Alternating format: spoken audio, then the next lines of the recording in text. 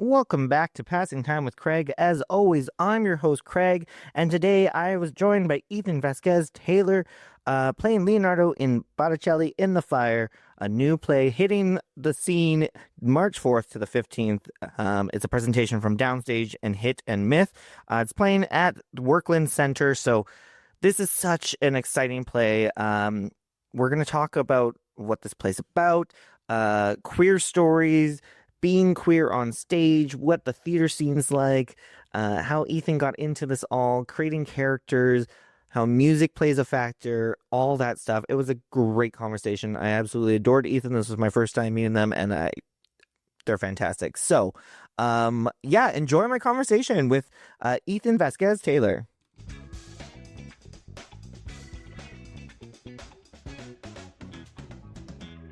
All right. Well, Ethan, it is such a pleasure to talk with you. I'm so excited to chat about this play, but I really want to start with you, young Ethan. Were you always a performer? Were you excited? Do you know that this is what you wanted to do when you grew up? Um, yeah, I grew up doing like a lot of community theater. My aunt did a lot of storybook shows, and I used to go see her in them. And then I started doing them, and I started with like Joseph and the Amazing Technicolor Dreamcoat, and I was 11, and I was in the kids ensemble. And immediately I was hooked. Yeah. I remember watching like through the bleachers, I would watch Joseph perform Close Every Door, and I'd be like, oh, I want to do that. But yeah, my mom always said like she'd try to sing to me to sleep when I was a baby, and I'd shush her because apparently she was off key or something. Um, but yeah, I've always been a singer. That was my first love, and then I kind of fell into theater. And the rest is history, a lot of hard work, and maybe some dumb luck too. Yeah.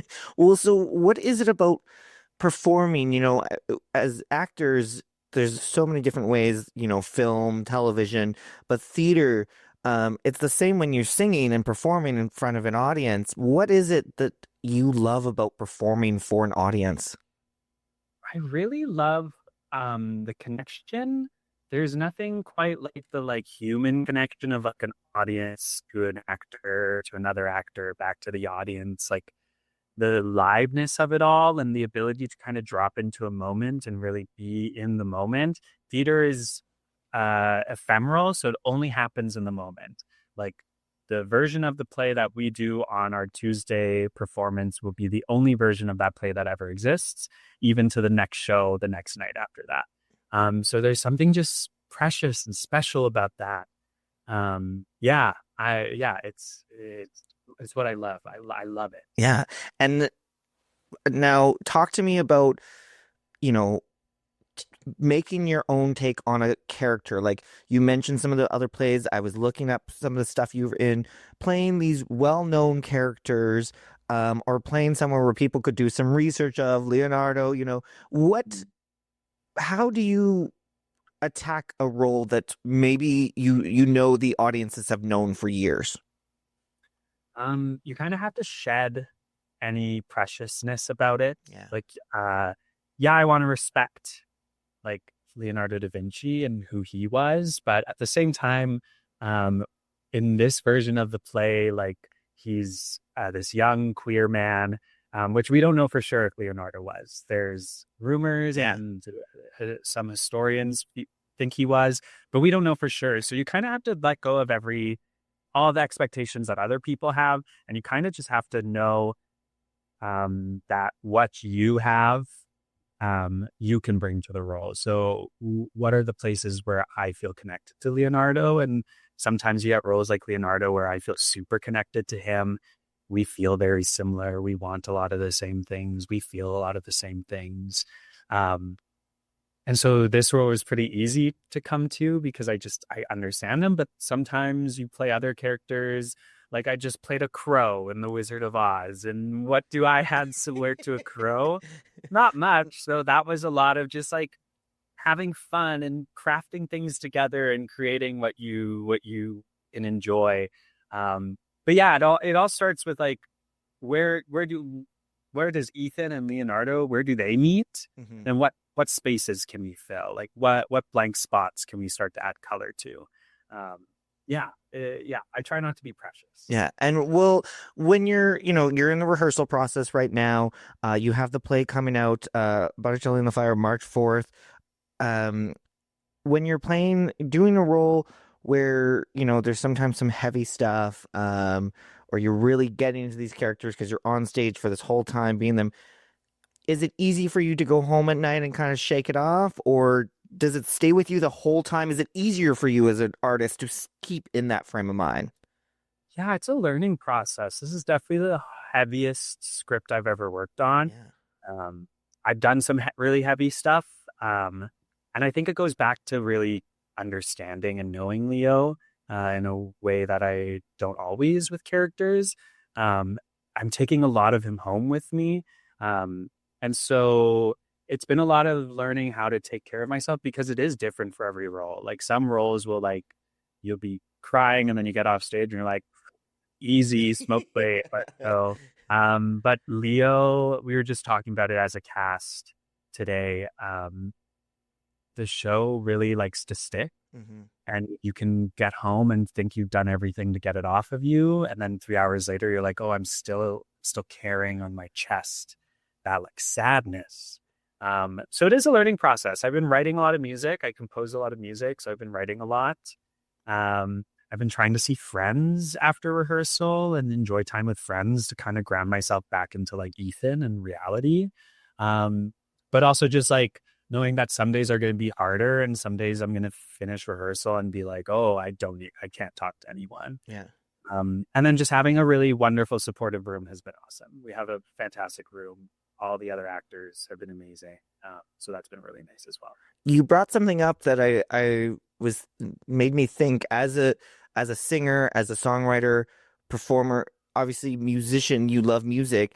Do you ever create like playlists for your characters to get you in that frame of mind? Yeah, I always do. I always have like a little I'm a YouTube music girl. Yes. Yes, thank you. YouTube Yeah. music is so much better than everything else. Well, I had been paying for Spotify and then I was like, why am I paying for Spotify and YouTube? Yes. So yeah, keep it all to the same place. So yes, I have little playlists. So Leo has a little playlist. It's very sad music. Yeah. It's a lot of like singer-songwriter, like Phoebe Bridgers kind of Mhm. vibes, and then a lot of like classical Renaissance era, specifically the era he lived in. I've been pulling a lot of music from there. And then some like really gay, like electronic music as well to kind of get me like going. But yeah, I always build a little playlist and it's always different. But there are songs that kind of land on every playlist. Yeah. Okay, so let's talk about this play specifically. I'm so excited about it. Um, as a member of the queer community, I'm so excited to see a queer story being advertised and being put on in Calgary. So important. What drew you to this play?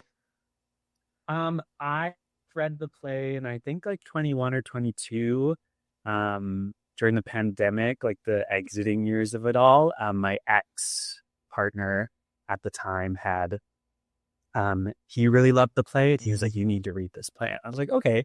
And I read it and I immediately was like, I need to do this. Like, I need to do this play. And it kind of hit that like bucket list show, like list every actor has. Yeah. And then I heard the rumors that Downstage was maybe thinking of producing it. And I was like, I need to play Leonardo, like, I need to play this role because same thing, like being a queer person. Um, there was a time where I almost quit theater because I thought like, well, I'm queer and I'm mixed race. Mhm. Um, and I'm gender fluid. Like I'm not gonna, people aren't gonna cast me and Yeah. stuff. I don't have a place in theater. So there was a time where I almost quit theater because I didn't see roles for me. Um, but this year I've been really lucky and there's been a lot of like queer work happening and I get to play queer roles. So like when the auditions came out, I poured so much of myself into this. And I was so busy with so many auditions at the time, but I like specifically took quite a bit of time on these sides. Um, so it's a huge honor to get to play this, especially at this time. The prosecution of queer people and trans people specifically is heavy on my heart at all times. I'm also Latin American, so the ICE raids in the US right now are really heavy to me because the people who are mostly getting affected are people who look like my family. Um, so it feels really relevant to be doing a piece like this right now. Yeah. Um, and it's a huge honor, and I take it very seriously. And I hope people come to the show, and my biggest thing I want them to do is just hug their queer family a little bit tighter after they see our show. Yeah. And I mean, so that's one of the things I was wanted to talk to you about because I was reading about this play, and again, I'm so excited to see it. Is it weird that this play is more like relevant in 2026 than it should be? Like, It's horrible that it is, yeah, right? It was written, I think the first drafts were written almost a decade ago. yeah, I think 2019 is when he really started to get it produced, if I recall correctly. Um, but it's funny. We did a music workshop in November. hmm, We did a week where we got to work with our awesome composer Maddie Bautista and our music director Alexander Cowman, who are amazing queer musicians.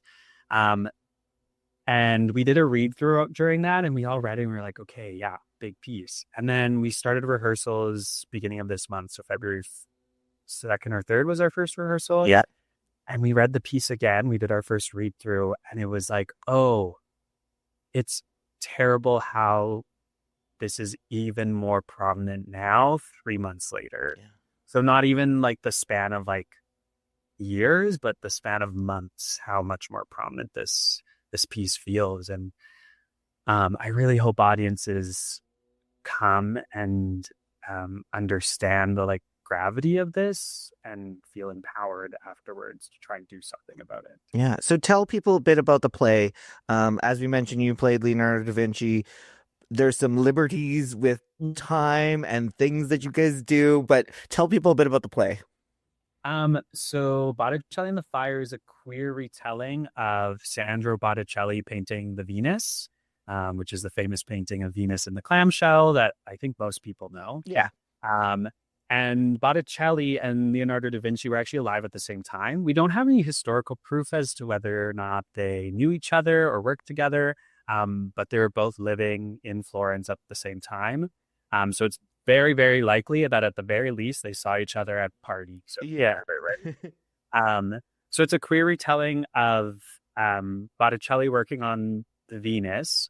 And Jordan Tannehill, the playwright, has taken different historical figures from that time and kind of put them all into this situation and taken some big liberties with the script, but has used it as a framework to talk about the Puritan fires and queer prosecution specifically. It's interesting. It uses that Renaissance time period, but we are speaking normally in like everyday slang. We have phones. They talk about cars. Yeah, so it's a really interesting piece. It's kind of hard to sell people on it, but it's so cool. It's a really, really cool piece. And you're starring along with one of my favorite humans, Eric Wigston. Love Eric. Yes. Tell me about forming these relationships, finding that chemistry with your cohorts in this play that as you mentioned, you guys have a great support system, and you're really all coming together. So just talk to me a bit about finding that chemistry with each other. Yeah, it's different for each person in the cast because you can have different relationships. So Eric and I met, well, we had met around, as actors do, Yeah. over the past years, but we worked together on Ostentatious at Forte last spring. And we were carpool buddies. So we actually got pretty close during that contract, which is really nice. So we already had like this friendship starting. And then we booked this together. And so we both knew we were working on it. So that was really wonderful to get to be like, oh, like this person I know and I'm comfortable with, I'm going to be doing these very intense scenes with. Yeah. So it has been really nice. I feel like we really get to catch each other quite often. There's quite a few hugs, because we both really need it. Yeah. But it's been a really beautiful thing to have such a close pal get to be someone who's going through this show with me because Botticelli and Leonardo do become very integral to each other during the piece. And then with people like Sydney Williams, who's playing Clarice, and Chris Alvarez, who's playing Madre Maria, those were new faces who I hadn't met. And so getting to know them and learn more about them has been really beautiful and like create those friendships. And then someone like Zach, who's Lilith Fair. Yeah. I also do drag. So Lilith and I have known each other for years, but this is our first time working as actors together. So we've gotten the opportunity to create like a new friendship rather than the like backstage drag friendship. Really nice to get to like know each other. And then the rest of our team has been awesome. And it's been a really wonderful group of people. And it's been a lot of like fun, but also just holding space when those heavy moments happen, that like everyone's very careful to take care of each other, how they need to be taken care of. And I don't think people are afraid to ask for what they need in the room, which is really lovely. Claire Price has just created the most wonderful room of humans and has really let us all feel really comfortable to offer and ask and do what we need to get through what is a very difficult show to get through. Yeah, I've had Claire on my podcast as well. She's fantastic. You just got everybody. Yeah. And Eric does say hello, by the way. Okay, perfect. So I always am interested, what helped you the most to get into your character? Is it literally putting on the costume? Is it just hairstyle? Is it just finding the voice, reading the lines? Like, what really helps you become Leonardo? For Lee, it's different for every role, right? Mhm. For Leo, because he's so similar to me, it's pretty quick to get into because I get to feel like him, because he is really truthfully just me. Yeah. So that's pretty easy. I find the scenes with Sandra are the ones where I can really drop in and feel the most like him so quickly. But like when I'm in shows, I like to listen to my playlists. I put my headphones on, listen to my playlist, do a nice warm up. Yeah, and it's really the breath. I think the breath is the one thing. Like once I can just like get my breath into my body and start to breathe the way the character breathes, that's the number one thing. But then for Wizard of Oz, for that show, I was like, okay, I have my characters, but then the minute I put on the costumes, that is what brought characters. And I'm sure that'll help them with Botticelli because Rebecca Toon, our costume designer, has made some amazing costumes. I've hardly tried any on yet. I'm trying on some today and I'm very excited, but her designs are beautiful and grand and amazing. And so I'm sure I'll find even more of him. But yeah, me and Leo are still getting to know each other, which is really lovely. And I'm sure we'll continue to do that until I have to say bye. So yeah, it's a different process for sure. Well, so, okay, as we're recording this, you're in rehearsal, we're getting close. By the time this episode comes out, we're days away from going opening night. Okay. What are you feeling in this time period? Are you excited? Are you nervous? Are you both? Like, are you going, audiences are going to love this? Are you getting negative in your mind? Like, what goes through your head right now? I feel like I'm exactly where I need to be in the world right now. I get to do queer art. I get to make theater. I get to like create with some wonderful friends, new friends, older friends. And so I'm not too much of an anxious actor once I get into the role of rehearsals.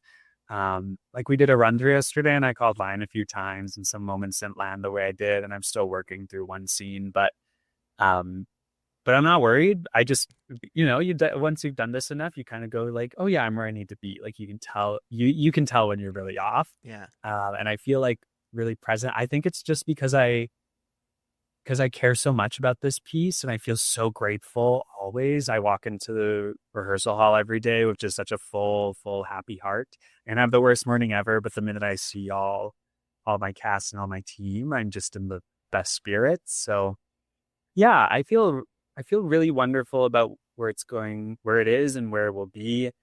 And I'm just trying not to think about it ending. That's fair. Because I'm just enjoying myself so much. Yeah. And what's it been like working with like Downstage and Hidden Myth? Like, working with these companies? It's been really, really wonderful. They've been, again, Claire Price is directing, right? And she's the artistic director for Downstage. And then Joel Cochran, who's the artistic director for Hidden Myth, is playing Lorenzo Medici in the play.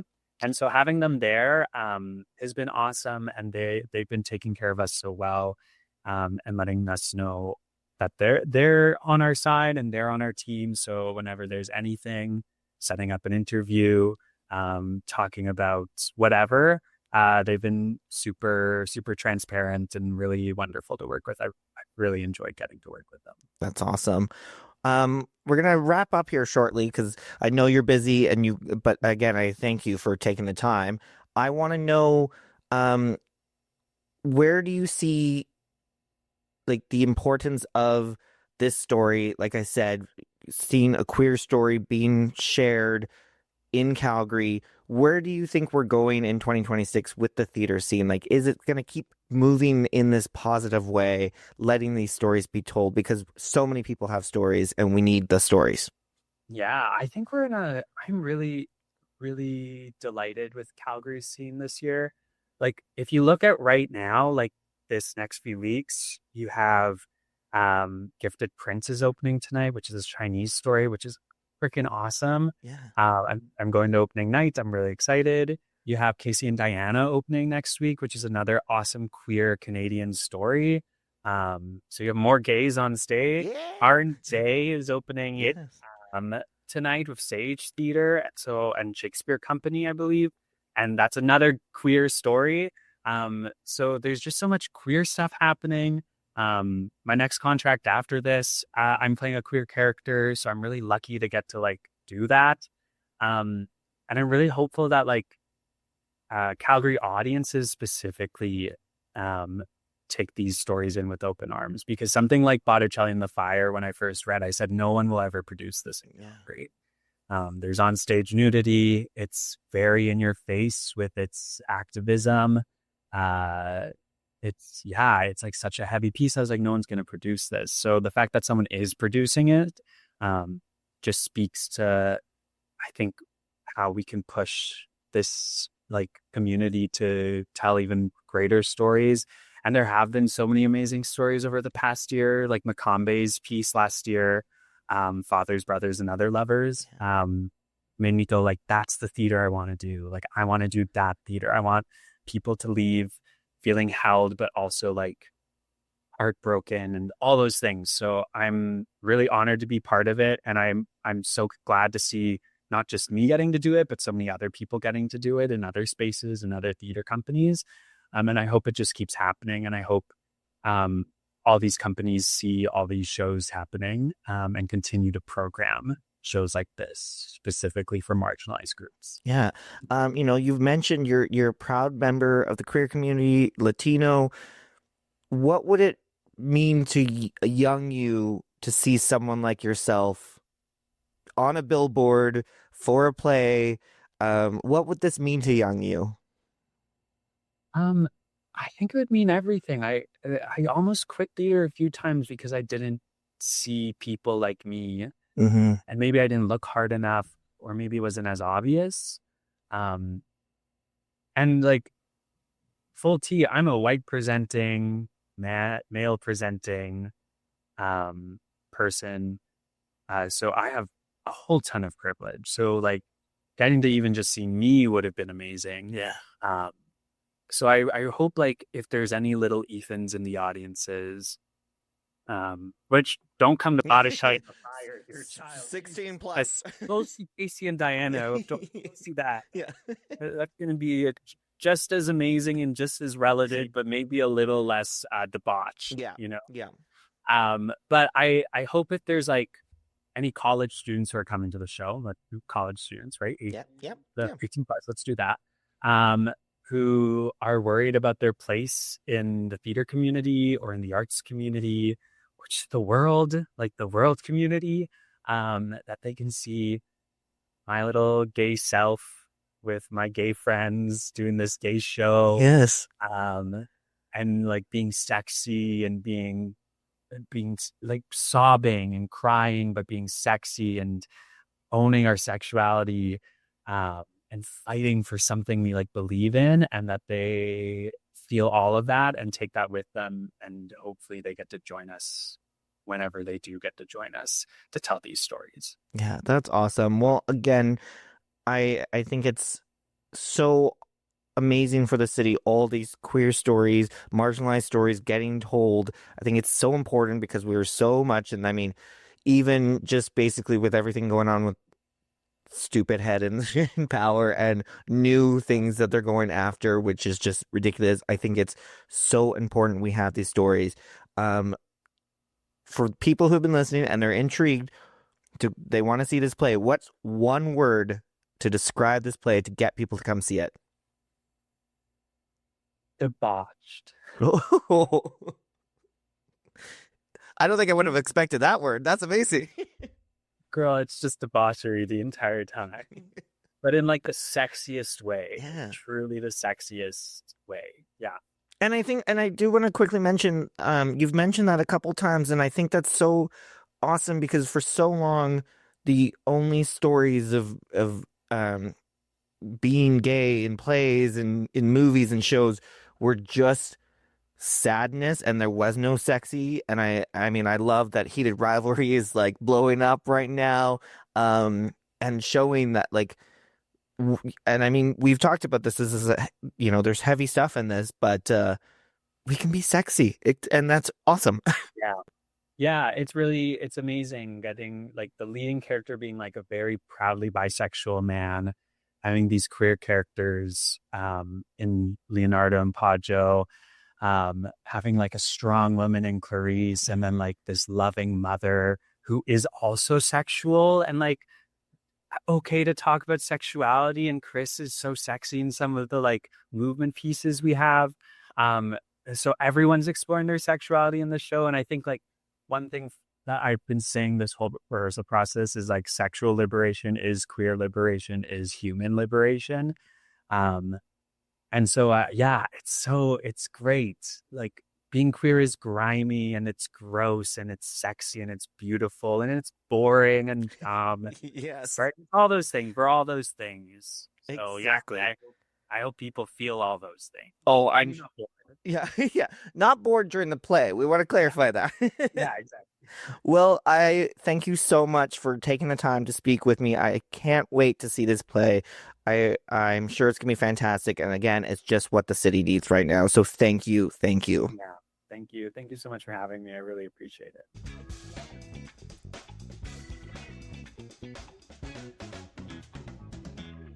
Thank you so much, Ethan, for coming on. Make sure to go check out Botticelli in the Fire, running March 4th to the 15th.